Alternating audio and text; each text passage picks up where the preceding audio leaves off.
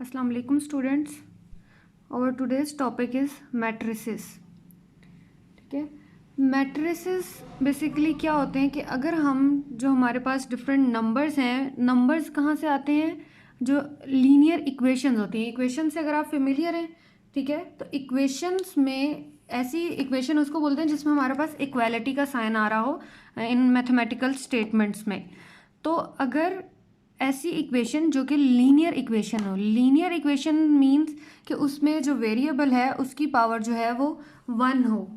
Just like यहाँ पे मैं एक इक्वेशन लिखती हूँ कि अगर इस टाइप की इक्वेशन हो ax1 plus bx2 equal to some constant c, ठीक है। इस टाइप की जो इक्वेशन होती है जिसमें x और 1 और x2 जो वेरिएबल्स हैं इनकी पावर जो है वो 1 होती है, हाईएस्ट पावर 1 है, तो इस टाइप की इक्वेशन को हम क्या बोलते हैं? Linear equation.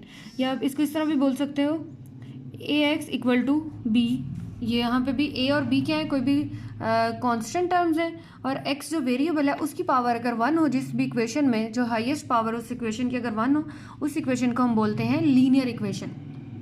तो इस तरह की जो ये लीनियर इक्वेशंस हैं, इनका अगर ये तो मैंने एक लिखी है, अगर ये काफ़ी सारी इक्वेशंस हो, 4-5 हो या 10-12 हो, या अगर हम जनरली देखें अप टू n टाइम्स अगर ये इक्वेशंस हो, तो इन इक्वेशंस को लिखने के लिए हमारे पास एक नया मेथड है, उस मेथड को हम बोलते हैं मैट्रिसेस। अब इन इक्वेशंस के जो कोफिशिएंट हैं उनको हम मैट्रिक्स फॉर्म में लिखते हैं, यानी जो भी कोफिशिएंट्स हैं इनको अगर हम नंबर बोले तो उसके अकॉर्डिंग मैट्रिक्स की डेफिनेशन यहाँ से क्या जाती है? A rectangular arrangement of numbers enclosed bye a pair of brackets. ठीक है, अगर हम नंबर्स को ब्रैकेट्स के अंदर एनक्लोज कर दें यानी ब्रैकेट्स के अंदर लिखें तो उस अरेंजमेंट को हम बोलते हैं मैट्रिक्स। सच एज, ये मैंने एक एग्जांपल लिखी है, ये डिफरेंट मैंने नंबर्स लिए हैं, 2 -1 3 -5 4 एंड 7, ये कुछ भी नंबर्स थे। इन नंबर्स की अरेंजमेंट को मैंने ब्रैकेट्स में एनक्लोज कर दिया तो ये मेरे पास क्या बन गया? एक मैट्रिक्स बन गया। सेम इसी तरह ये सेकंड एग्जांपल भी देखें, डिफरेंट अरेंजमेंट ऑफ नंबर्स थी, इनको हमने क्या किया है कि ब्रैकेट्स में एनक्लोज कर दिया तो ये हमारे पास क्या बन गया? मैट्रिक्स बन गया। अब मैट्रिक्स की डेफिनेशन क्लियर है? मैट्रिक्स में क्या होता है? हमारे पास रेक्टेंगुलर अरेंजमेंट ऑफ नंबर्स जो होती है उनको अगर हम ब्रैकेट्स के अंदर लिखें तो उसको हम बोलते हैं उस अरेंजमेंट को मैट्रिक्स। अब ये जो मैट्रिक्स है इसमें हमारे पास रोज़ और कॉलम्स होती हैं। वो रोज़ और कॉलम्स किस तरीके से होती हैं? जस्ट लाइक ये जो मैंने इधर फर्स्ट एग्जांपल लिखी हुई है, फर्स्ट एग्जांपल को आप देखें, यहाँ पे क्या है? 2 -1 3। जो हॉरिजॉन्टल डायरेक्शन में नंबर्स होते हैं उनको हम बोलते हैं रोज़।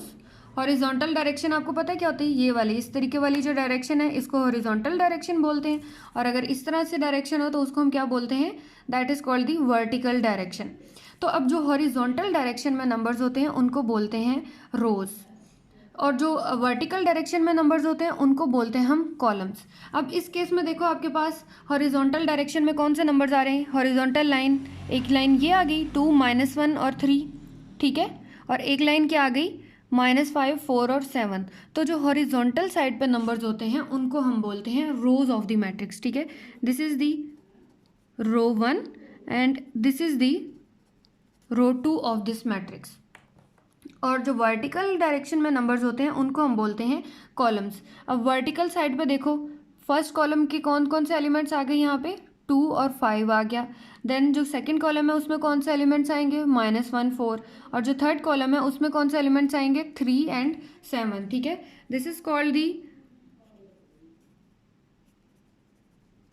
Column 1, this is column 2 and this is column 3। ठीक है, ये बात आपने याद रखनी है। हॉरिजॉन्टल साइड पे जो नंबर्स होते हैं उनको हम बोलते हैं, रिप्रेजेंट करते हैं रोज से, और जो वर्टिकल डायरेक्शन में नंबर्स होते हैं या लाइंस होती हैं उनको हम बोलते हैं कॉलम।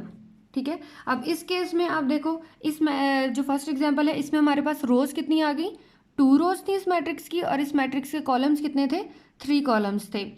और इसी तरह ये जो सेकंड एग्जांपल मैंने यहाँ लिखी है, मैट्रिक्स लिखा है, इसमें आप देखो रोज कितनी है? कितनी रोज हैं? 1 row, second row, third row and fourth row, 4 rows हो गई। अब इसी तरह इसके कॉलम्स आप कैलकुलेट कर लें, first column, second column and then third column. तो अब जो मैट्रिसेस होते हैं उसमें हमारे पास किसी भी मैट्रिक्स के अगर आपने टोटल नंबर्स नंबर्स से पहले मैं आपको बता दूं कि जो हमारे पास रोज और कॉलम्स में ये जो नंबर्स लिखे होते हैं इनको हम बोलते हैं एंट्रीज या एलिमेंट्स ऑफ दैट मैट्रिक्स। ठीक है, जो भी रोज और कॉलम्स में नंबर्स लिखे हैं, जैसे लाइक यहाँ लिखा है 2, -1, 3, ये सारे जो नंबर्स हैं ये क्या हैं, इनको हम एलिमेंट्स ऑफ द मैट्रिक्स बोलते हैं या एंट्रीज ऑफ द मैट्रिक्स बोलते हैं। अब इसमें एलिमेंट्स कौन कौन से हैं, 2, -1, 3 या -5, 4, 7। इसी तरह ये जो सेकेंड है इसमें ये सारे जो अंदर नंबर्स लिखे हुए हैं ये हमारे पास क्या कहलाती हैं, एंट्रीज और एलिमेंट्स ऑफ द मैट्रिक्स कहलाते हैं। यही चीज़ यहाँ पे मैंने लिखी हुई है। The horizontal line of numbers are called rows and the vertical lines of numbers are called columns. Similarly, the numbers used in rows or columns are said to be entries or elements of the matrix. अब ये जो first matrix given है इसके अगर आपने number of elements calculate करने हैं तो नंबर ऑफ एलिमेंट्स हम किस तरीके से कैलकुलेट करते हैं इसकी आप पहले चेक कर लें।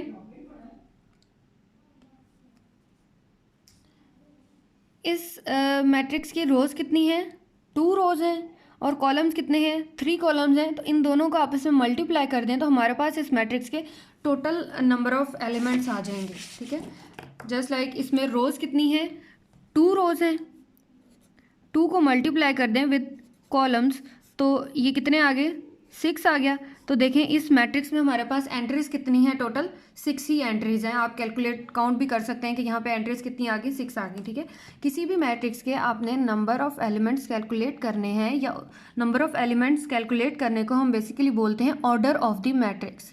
अब वो मैट्रिक्स का ऑर्डर किस तरीके से हम फाइंड करते हैं, उसमें आपने क्या करना है, रोज को मल्टीप्लाई कर दो विद कॉलम्स।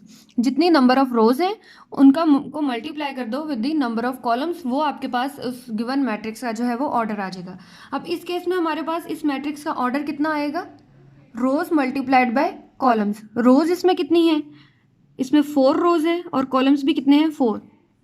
किसी भी मैट्रिक्स का अगर आपने ऑर्डर शो करना है तो उसको हम यहाँ ब्रैकेट्स के नीचे इस तरीके से भी शो कर सकते हैं। 4/4 लिखा है, इसका क्या मतलब है कि इस मैट्रिक्स का ऑर्डर कितना है, 4/4, where 4 is the number of rows and 4 is also the number of columns. ठीक है, इनको अगर आप आपस में मल्टीप्लाई करें 16 आएगा, 4/4 इज 16। तो इस मैट्रिक्स की आप एलिमेंट्स या एंट्रीज जो हैं वो काउंट कर सकते हो, that will be exact 16। Clear है। अब ये मैं कुछ क्वेश्चंस लिखे हैं, इनका आपने ऑर्डर कैलकुलेट करना है, find order of the matrix. ठीक है, इन जो 3 मैट्रिसेस हैं इनका आपने ऑर्डर कैलकुलेट करना है। किस तरीके से ऑर्डर कैलकुलेट करना है, पहले इन मैट्रिसेस की आप रोज कैलकुलेट कर लो, फिर कॉलम्स मैट्रिक्स फाइंड कर लो कि कितने कॉलम हैं इसमें और कितनी रोज हैं, और उनको आप प्रोडक्ट की फॉर्म में लिख दो तो हमारे पास इस मैट्रिक्स का जो है वो ऑर्डर आ जाएगा। जैसे यही मैंने आपको एग्जाम्पल्स करवाई हैं, इसमें रोज कितनी थी, 2 रोज थी और 3 कॉलम से, तो इसका ऑर्डर क्या आ गया, 2/3। इस मैट्रिक्स में 4 रोज हैं और इस मैट्रिक्स में 3 कॉलम्स हैं, तो इसका ऑर्डर कितना होगा, दैट विल बी 4/3। ठीक है, ये मैं आपको पहले 4/4 के अकॉर्डिंग करवाया है, वो मिस्टेक हो गई है। ठीक है, तो इस मैट्रिक्स में रोज कितनी है, 1 2 3, 4 रोज हैं, तो और कॉलम्स कितने हैं, 1 2 3, तो 4/3 जो है वो इस मैट्रिक्स का ऑर्डर होगा। इसी पैटर्न पर आपने ये जो मैंने असाइनमेंट के तौर पे आपको क्वेश्चंस दिए हैं इनका आपने जो है वो ऑर्डर कैलकुलेट करना है। नेक्स्ट अब हम देखते हैं कि अब ये जो मैंने डेफिनेशन आपको मैट्रिसेस की करवाई है इसको हम जनरल वे में किस तरीके से रिप्रेजेंट कर सकते हैं। जनरल वे मींस कि ये तो मैंने आपको पर्टिकुलर केसेस कराया ना कि 2/3 हो गई या 4/3 हो गई या 5/6 हो गई, 7/8 या 2/2 का मैट्रिक्स, इस तरह के मैट्रिसेस करवाए हैं। अब हम जनरल वे में देखते हैं कि अगर हम n और m रोज भी n टाइम्स लें और कॉलम्स जो हैं उनको भी n टाइम्स लें, तो उस केस में हमारे पास जो मैट्रिक्स की डेफिनेशन है वो किस तरीके की होती है।